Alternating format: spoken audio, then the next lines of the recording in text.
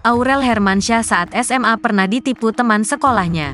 Aurel Hermansyah menceritakan momen tak terduga ketika duduk di bangku sekolah menengah atas, SMA. Istri Atta Halilintar ini mengatakan, pernah ditipu oleh teman semanya. Hal ini diungkapkannya saat menjadi bintang tamu di YouTube milik Baim Wong dan Paula Verhoeven. Diceritakan Aurel, awalnya temannya itu meminta bantuan kepadanya. Aurel pun membantunya dengan meminjamkan uang senilai 10 juta rupiah. Namun, temannya itu kembali meminjam uang Aurel. Jadi aku pernah punya teman. Dia bilang pokoknya alasan bilangnya, Rel ini kakek gue harus cangkok apa gitu udah mau meninggal gini-gini. Boleh nggak gue pinjem duit 10 juta rupiah? Oh iya boleh, terus aku pinjemin. Kata Aurel. Dikutip Jumat, tanggal 12 Mei tahun 2023.